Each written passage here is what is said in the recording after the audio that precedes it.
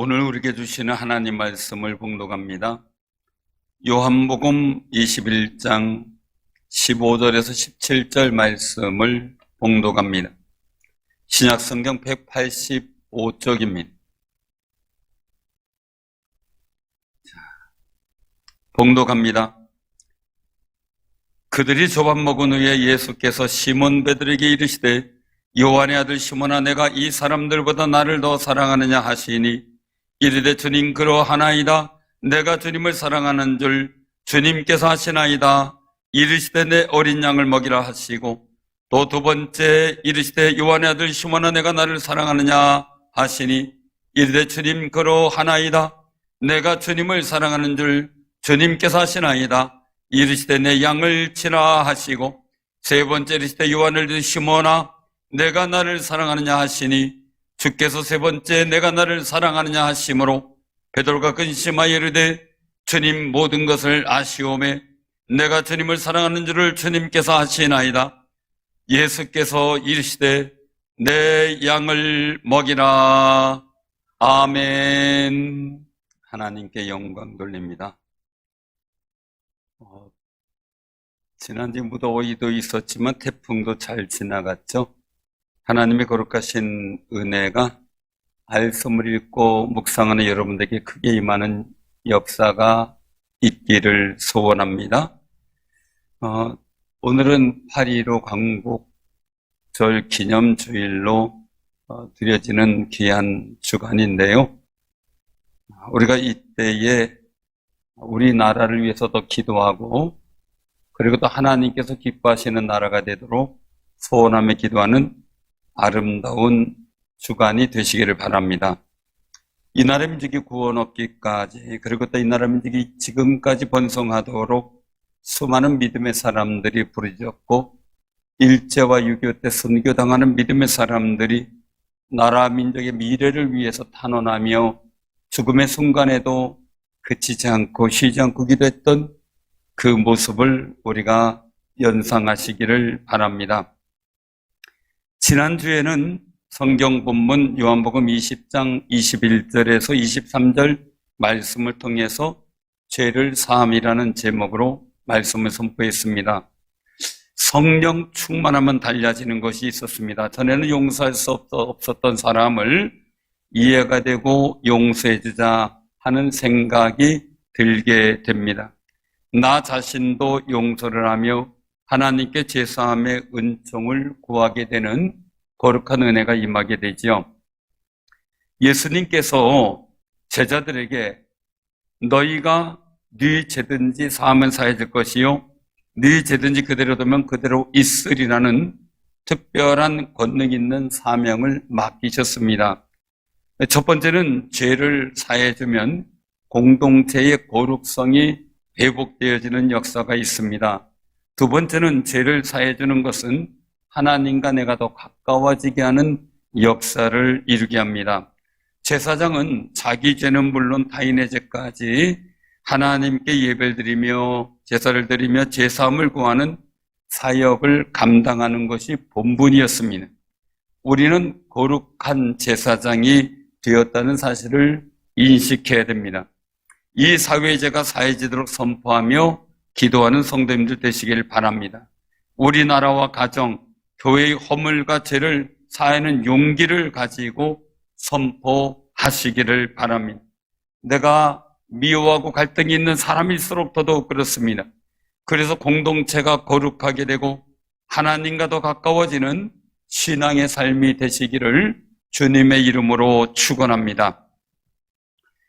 오늘 우리가 광복절을 기억하면서 오늘 본문 말씀을 우리가 기억하면 하는 시간이 되기를 바라고요.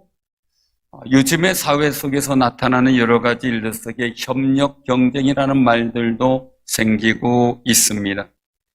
서로 갈등만 일으키면은 유익이 없다는 이야기입니다. 그래서 서로 협력하며 서로 잘 되도록 하면서 스스로를 또 경쟁의 아름다운 일들의 자기 개발이 필요하다는 거죠. 그냥 거기에는 용서와 사함이라는 것들이 필요하게 됩니다. 용서가 되지 않고 이해가 되지 않으면 협력이 될 수가 없기 때문이죠. 그럼 국가 간의 일들도 마찬가지죠. 수많은 사람들이 얘기합니다. 협력 경쟁이 오르냐. 정말 옛날의 일들을 얘기를 하고 그 허물 가지고서 원수 맺고 이 용서 못하고 사는 게 오르냐 할 때 우리는 기억을 해야 됩니다. 정말 중요한 것이 무엇인가를 생각할 수 있어야 되겠죠. 오늘 주시는 본문 말씀에는 부활하신 예수님께서 물고기를 잡는 제자들을 찾아오셨어요. 그런데 그 만나는 광경이 예수님이 베드로를 처음 만났을 때 갈릴리 바다에서의 고기 잡는 광경과 너무 비슷했죠.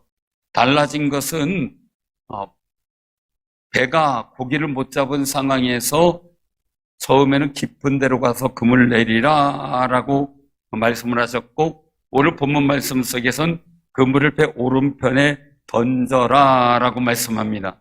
그것이 달라졌을 뿐 물고기가 많이 잡힌 것은 동일하고 그물을 들 수 없는 상황도 마찬가지였습니다. 이때 요한이 예수님이신 것을 깨닫게 됩니다. 그리고 베드로가 뛰어내려 예수님께 달려가는 그 모습도 연상을 한번 해보시길 바랍니다. 그리고 아침 조반을 드시면서 예수님이 부활하셨다는 사실을 보여주셨습니다. 사랑하는 성도들, 우리가 신앙생활 하다 보면요, 왠지 모르게 비슷한 상황이 내게 자꾸 반복되어지는 경우를 보게 됩니다.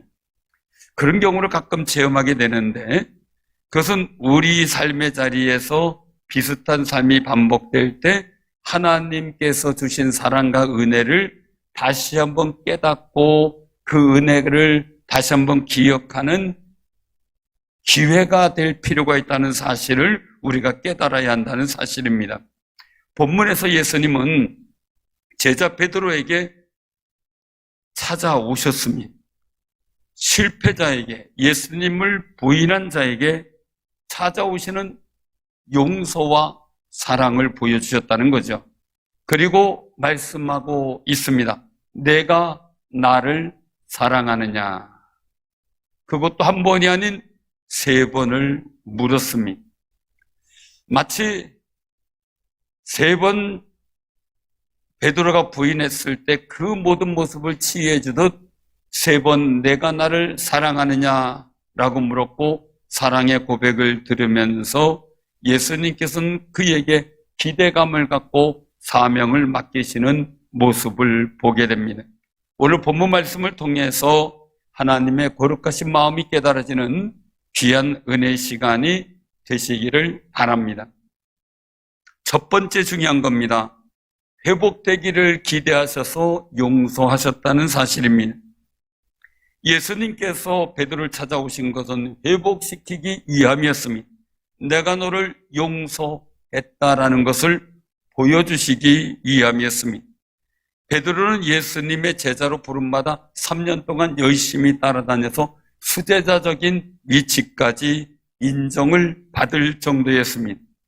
아마 예수님과 함께 새롭게 이룰 세상 속에서 자기의 역할에 대해서 비전을 꿈꾸고 있었을 겁니다. 쌍둥이를 낳게 되면 이름을 특이하게 짓더라고요. 제 아는 목사님이신데, 동기 목사님인데, 이름이 자상이에요. 자상. 그랬더니 어떤 분이 뭐래, 쌍둥이 아닌가요? 그랬더니 맞아요. 동생 이름 뭐예요? 그랬더니 우상이에요. 자상, 우상. 그러면 누구 있어요? 또 있어요? 그랬더니 형이 있어요. 형 이름이 뭐예요? 영상이에요. 그러니까 영상, 자상, 우상 다 있는 거죠. 그럼 그 아버지 위치가 어떻게 돼요? 왕이겠죠. 사랑하는 성도님들, 아마 베드로도 이런 꿈을 꿨을지 모르겠습니다. 그런데 자신의 소망이신 예수님이 고난받으시더니 십자가에 죽으셨습니다. 이 모든 것이 하루아침에 자기의 꿈과 모든 것이 다 물거품이 되어 사라져버렸다고 생각을 했을 겁니다. 십자가의 고난을 받으시는 예수님을 보고 말입니다. 그런데 십자가 사건 이후 베드로가 마음이 많이 괴로웠습니다. 자신이 죽을지언정 예수님과 함께 하겠다고, 죽는 데까지 같이 가겠다고 다짐하고 고백을 했는데, 예수님께서 새벽 닭 울기 전에 3번이나 나를 모른다고 부인할 것이다 라고 했는데도 불구하고 그 말이 흘려듣고 인정되지 않았던 배포와 용기가 베드로에게 있었지요. 그런데 베드로는 여지없이 실패하고 말았습니다. 예수님께서 지켜보는 면전에서 예수님을 부인하고 말았던 겁니다. 자신이 한 일이라 자신의 무능함이 용서가 안 됩니다. 괴로워서 견딜 수 없어 뜬 눈으로 밤을 새우다 보면 새벽닭이 꼭 기어하고 오는데 더 괴롭습니다. 자기가 부인한 게 생각납니다. 새벽마다 힘들었을 겁니다. 이런 배반자인 내가 주님의 사명을 감당할 수 없다는 패배감이 다가왔고 가득 찼을 겁니다. 부활하신 주님을 얘기를 들었어도 별 면목이 없을 수도 있을 겁니다. 이제 수제자는커녕 감히 예수님의 제자라고 말하기도 민망스러웠겠죠. 마음이 힘들어 불편하니까 나는 물고기 잡으러 갈래 하고 물고기를 잡으러 갑니다. 다른 사람들도 주르륵 따라갑니다. 그런 자리에 예수님께서, 부활하신 주님께서 찾아오신 겁니다. 예수님은 베드로에게 묻습니다. 내가 이 사람들보다 나를 더 사랑하느냐라고 말입니다. 베드로는 아마 사람들하고 어울리는 걸 굉장히 좋아했던 사람이었던 것 같습니다. 그런데 이 사람들보다 내가 즐거운 것보다 예수님을 사랑하며 즐거워하는 게 더 귀하냐라는 겁니다. 베드로는 대답합니다. 주님, 그렇습니다. 내가 주님을 사랑하는 줄 주님께서 아십니다 라고 분명히 대답해요. 사실 예수님께서 너 그 말에도 또 배반할 거냐뇨 이렇게 할 수도 있잖아요. 그걸 3번이나 묻습니다. 3번째 예수님께서 물으시는 데는 베드로가 근심합니다. 주님, 모든 것을 아십니다. 내가 주님을 사랑하는 줄을 주님께서 아십니다 라고 말합니다. 반복적인 질문에는 너 정말이지? 이번엔 실패 안 할 거지?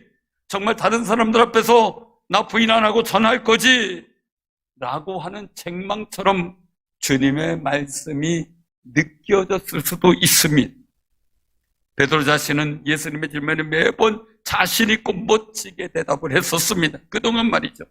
이번에도 생명 걸고 주님 사랑합니다 라고 대답하고 싶었을 것입니다. 그런데 자신 있게 고백할 때마다 바로 실패를 경험했다는 자신의 마음의 아픔이 있어 자신의 마음에 늘 고통이 따르게 되었습니다. 베드로의 마음은 나 예수님을 정말 사랑하는데 상황이 달라지면 무너지는 사랑이라는 것을 예수님이 아십니다 라고 고백하는 것 같습니다. 자신이 나약함을 가지고 있지만 다시 한번 믿어달라는 간절한 마음을 주께서 아십니다 라고 고백하는 것입니다. 이런 베드로에게 내 양을 먹이라 라고 예수님께서는 사명을 맡기신 겁니다. 3번이나 부인한 자신을 예수님이 찾아와 주신 것이 감동입니다. 그런데 실패한 제자 베드로에게 다시 사명을 부여하시고 맡기신 것은 감동이 배나 더합니다. 영화에 보면은요, 나쁜 두목이 있고 좋은 두목이 나오는 영화를 보게 돼요. 그런데 좋은 두목과 나쁜 두목이 어디서 차이가 나나 보면 나쁜 두목은 부하가 실수한 것을 용서하지 않아요. 이런 실수를 절대 용납할 수 없어 하고 그냥 그 자리에서 처단을 합니다. 2번의 기회를 주지 않는 것을 많이 보게 돼요. 좋은 두목은 실수를 용납하고 앞으로도 잘하라고 당부하고 여러 번의 기회를 줍니다. 수많은 실수가 있는데도 불구하고 한 번의 성공을 취한다면 수많은 성공이 있어도 한 번의 실수를 용납하지 않는 것이 나쁜 두목이었던 겁니다.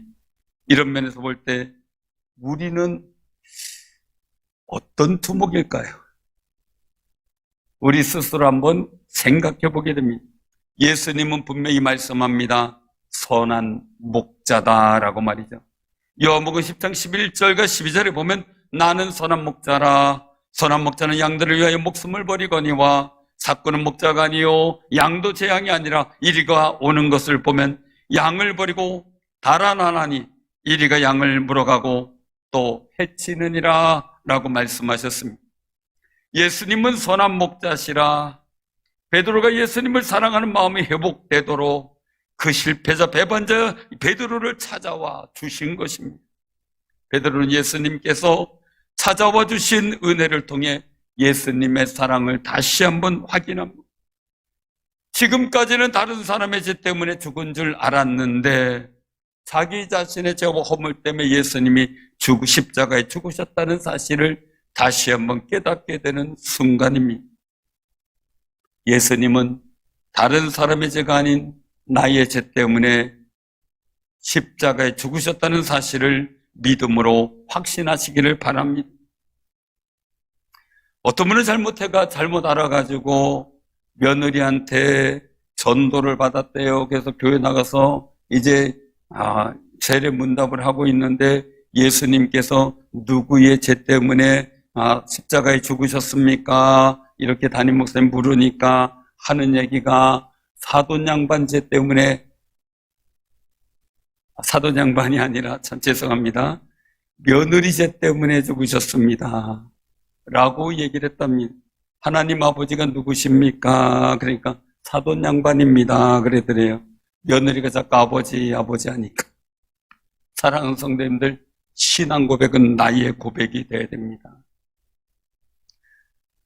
예수님께서 베드로를 찾아와 주신 은혜를 통해 예수님의 사랑을 알게 되었습니다. 자기의 죄 때문에 죽은 것을 깨닫게 되었고 이제 예수님을 사랑하는 그 마음이 회복되어 사명을 잘 감당하기를 기대하는 예수님의 마음을 보게 되는 겁니다. 주님을 부인함으로 실패했던 그 자리에 주저앉아 있지 말고 예수님이 찾아와 주시는 사랑에 힘입어 회복되어 다시 한번 일어서라는 겁니다. 예수님께서 배반자 베드로를 용서하시고 찾아와 만나주시고 회복하셨습니다. 그 회복된 베드로를 통해 하나님의 거룩한 영광의 역사가 이루어지길 원했고 또한 그 기대감대로 베드로를 통해 교회가 세워지기 시작을 합니다.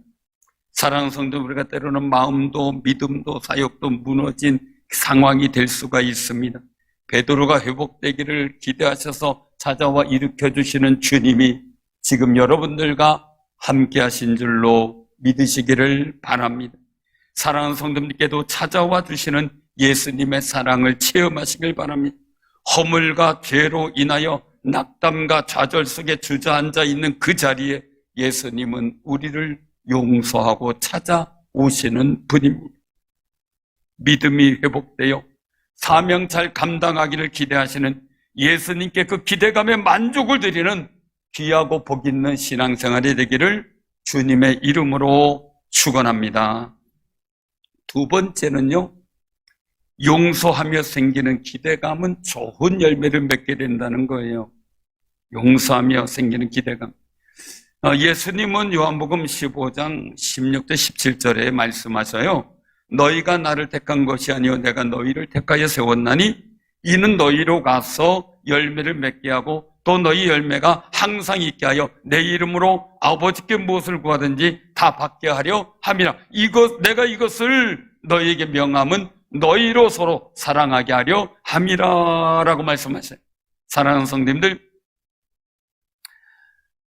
하나님께서는 예수님을 믿고 제3의 용서를 받은 우리를 통해 하나님이 기뻐하시는 열매가 맺어지기를 기대하고 계셔요. 그래서 기도할 수 있는 능력을 통해 좋은 열매 맺도록 우리에게 그 권세를 부여해 주신 겁니다. 한마디로 용서해 주시는 것은 좋은 열매를 기대하고 계신다는 사실입니다. 구약 성경 열왕기 선화 또한 역대서에 보면 이스라엘 민족을 하나님 복되게 하시는 광경이 나와요. 그리고 풍성한 은혜를 누리는데 그들이 교만해집니다. 하나님을 모른다고 부인하고 우상을 섬깁니다. 하나님을 영광스럽게 하는 열매를 맺지 못하자 하나님께서 징계하시고 환난을 주십니다. 그 환난의 고통 속에서 이스라엘 민족은 옷을 찢으며 죄를 뒤집어 쓰고 회개하는 마음으로 금식하며 눈물로 기도합니다. 그 모습을 본 하나님은 용서하시고 다시 한번 복되게 회복시켜 주시는 역사가 기록되어져 있습니다. 이사야 5장 2절에 보면 하나님 마음이 잘 표현되어 있습니다. 땅을 파서 돌을 제하고 극상품 포도나무를 심었도다. 그 중에 망대를 세웠고 또 그 안에 술틀을 팠도다. 좋은 포도 맺기를 바랬더니 들포도를 맺었도다 하고 탄식하는 겁니다. 최상품 포도나무를 심었는데 들포도가 열린 거죠. 이스라엘 민족은 최상품으로 선택된 민족이었습니다. 그런데 그 열매는 들포도에서 상품 가치가 없는 포도였다는 거죠. 그런데도 불구하고 또 이스라엘 민족이 회개하고 돌아오면 용서하고 또 하나님께 영광 돌릴 열매를 맺을 일들을 기대하십니다. 사실은 용서하지 못하면 좋은 것에 대한 비전에 대한 기대를 하지 못합니다. 사람들이 용서를 하지 못하는 것은 용서에 대한 열매를 확신하지는 못해요. 용서해 주는 것은 좋은 열매 기대하는 것인데 오히려 용서해 주고 손해보고 실망할까 봐 두려워하기도 합니다. 그런데 하나님은 우리가 실망시키셔도 또 좋은 열매 맺기를 기대하면서 받아주시고 용서하시는 무한한 사랑을 성경에서 보여주신다는 사실입니다. 그 기대감 때문에, 하나님의 그 기대감 때문에 현재 우리가 열매 맺는 믿음의 삶을 살아가고 있다는 사실에 대해서 감사하는 아름다운 삶이 되시기를 바랍니다. 예수님이 선한 목자이신 것이 다 아주 다행스러운 일이죠. 만약에 나쁜 두목이었으면요 벌써 끝났어요. 잘하다가 한 번의 실수로 말이죠. 그러니 구원받은 그 은혜로 하나님 앞에 감사하는 귀한 삶이 되시길 바랍니다. 예수님은 용서를 통해 베드로를 그 사역을 맡기시면서 좋은 열매 맺기를 기대합니다. 결국 교회가 세워지는 좋은 열매를 맺게 되었습니다. 가장 아름다운 용서는 누가복음 15장 탕자의 비유에서 볼 수가 있습니다. 탕자. 윷놀이 하는데요. 잘 던지면 잉태가 있고 천국이 있더라고요. 근데 가다 보니까 지옥이 있어요. 근데 그게 은혜롭지 못하더라고요. 담임 목사가 던져서 지옥에 빠지면 그렇잖아요. 그런데 윷놀이 하다 보면 신기하면 윷놀이에다가 착 잘해가지고 걸 해가지고 천국 가서 낫다 그러니까 다 싫어해요. 왜요? 담임 목사 천국 가는 게 싫어요? 근데 지옥에 빠지면 이렇게 좋아하고. 그래서 그걸 바꿨어요. 탕자로 지옥. 다시 돌아올 수 있도록. 사랑하는 성도님들, 탕자에서 비유 속에서 볼 수 있는 거는요, 아들의 유산을 요구했어요. 아들이 자기 유산을, 자기 분깃을 요구한 거죠. 그리고 타국으로 떠나서 호랑방탕하다 싹 망해가지고 품꾼으로 살게 됐어요. 근데 이제 경기가 나빠지고 가뭄이 들어가지고 품꾼으로 살기도 힘든 상황이 됐어요. 그래서 여기서 품꾼으로 살기가 힘든데 차라리 아버지 집에 돌아가서 살자. 그리고 고백합니다. 내가 일어나 아버지께로 가서 이르기를 아버지, 내가 하늘과 아버지께 죄를 지었사오니 지금부터는 아버지 아들의 일걸음을 감당하지 못하겠나이다. 나를 품꾼의 하나로 보소서 하리라 라고 아버지께로 돌아가는 과정이 나옵니다. 아직 거리가 멉니다. 아들은 얼굴도 못 들고 그냥 힘없는 걸음을 옮기고 있는데 아버지가 먼저 알아보고 쫓아와서 안아주고 그리고 집으로 데리고 옵니다. 그것만이 아니라 온몸을 씻기고 좋은 옷을 입혀주죠. 가락지를 끼워주죠. 신발을 신겨주죠. 품꾼과 종의 모습이 아닌 아들의 권위가 있는 모습으로 세워집니다. 큰아들이 돌아와요. 자기는 잔치도 안 해주더니 저 못된 동생에게는 잘해준다고 속상해서 항의를 해요. 자기는 친구들하고 노는데도 소 한 마리 안 잡아줬지 않냐고 항변을 하죠. 아버지의 답변입니다. 예, 너는 항상 나와 함께 있으니 내 것이 다 내 것이로다. 이 내 동생은 죽었다가 살아났으며 내가 잃었다가 얻었기로 우리가 즐거워하고 기뻐하는 것이 마땅하지 않냐 하고 책망합니다. 그것이 우리를 향한 하나님의 마음입니다. 목회자 심정도 마찬가지예요.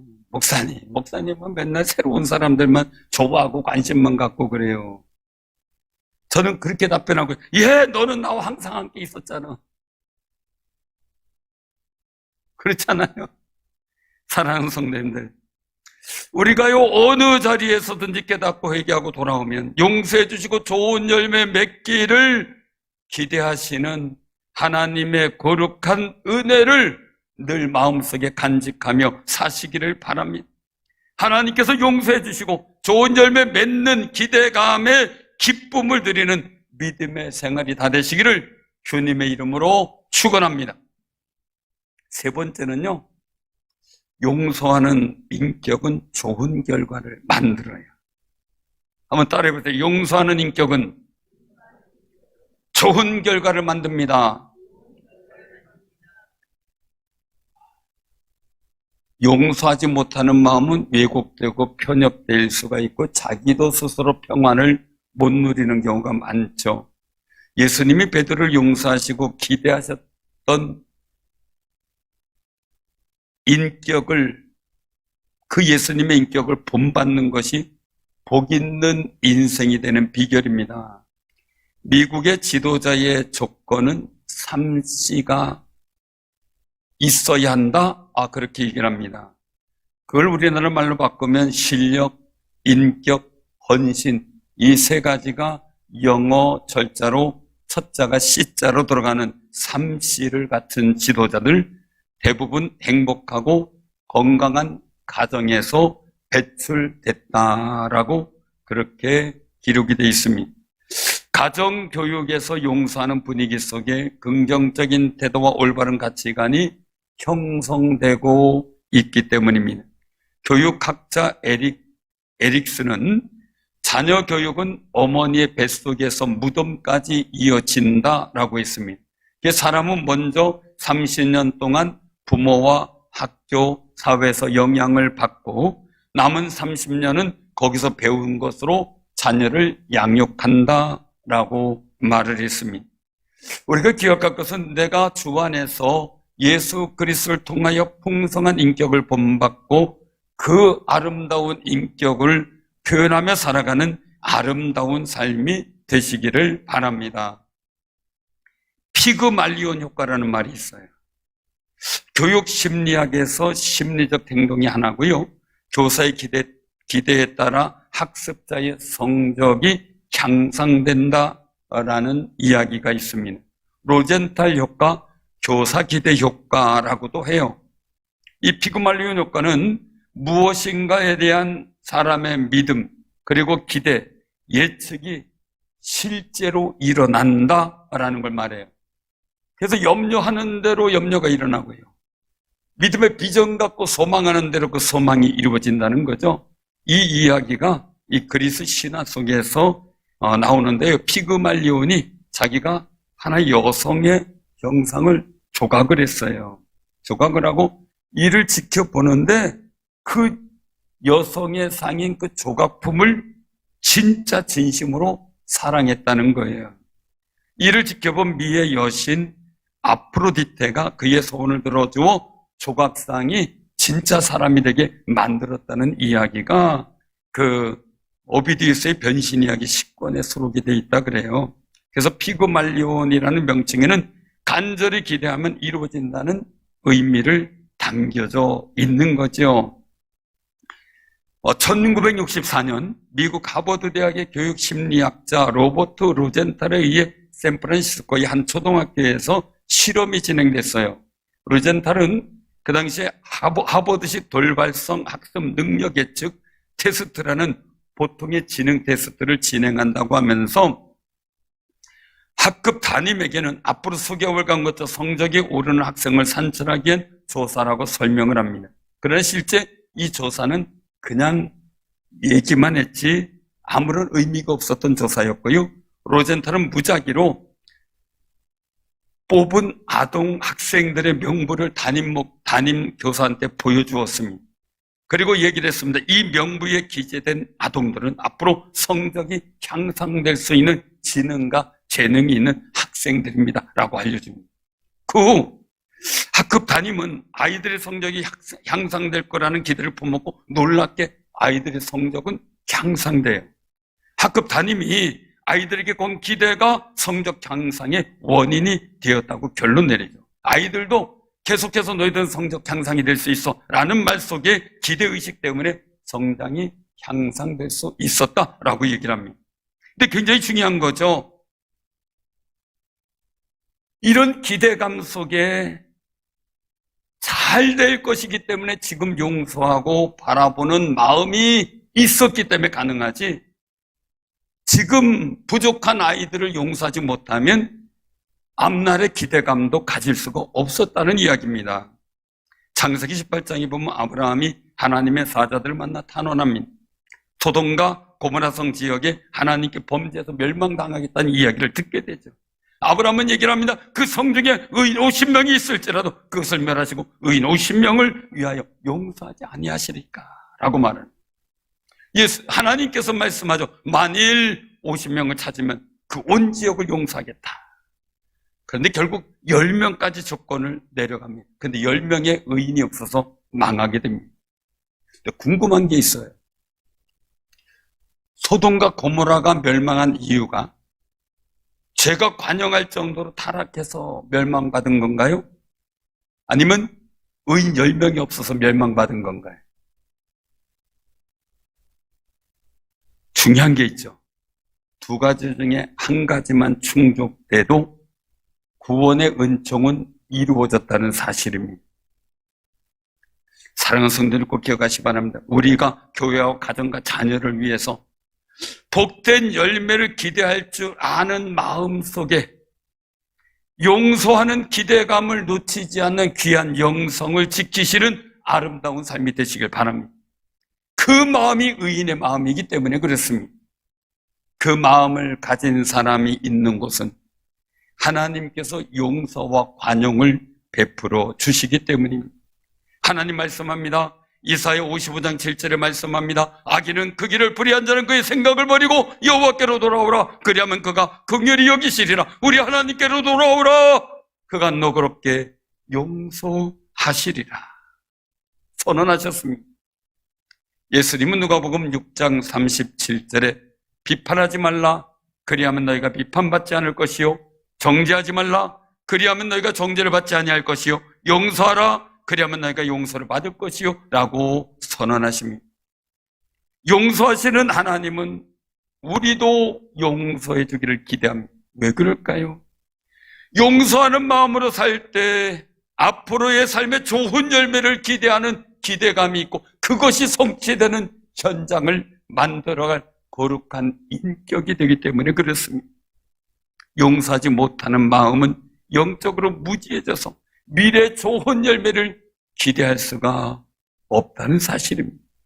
요셉을 용서하지 못한 형들이 있습니다. 다윗을 용서하지 못한 사울왕이 있습니다.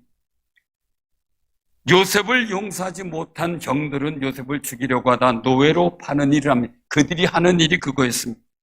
형들을 용서한 요셉을 통해서 하나님께서는 애굽의 총리가 되게 했고 아버지 야곱과 함께 가족들이 형들을 7년 가뭄이라는 재앙에서 구원하는 좋은 열매를 만들어 갑니다. 왜요? 하나님이 용서하는 요셉에게 함께 하셨기 때문입니다. 사랑하는 성도님들, 가정이나 어디든 교회든 모임이든 다 마찬가지. 끊임없이 용서하는 사람을 통해 거룩한 비전이 만들어지고 더 좋은 일들이 세워지는 역사가 생겨난다는 사실입니다. 그 주인공이 바로 여러분들이 되시기를 하나님은 간절히 바라고 계신다는 사실을 믿으시기를 바랍니다. 예수님을 믿는 우리는 하나님께 예수님을 통해 용서받은 은혜를 누릴 수가 있습니다. 또 용서받은 자로서 용서하는 마음을 실천하는 거룩한 인격이 될 때 진정으로 용서받은 감격을 경험하게 되죠. 그때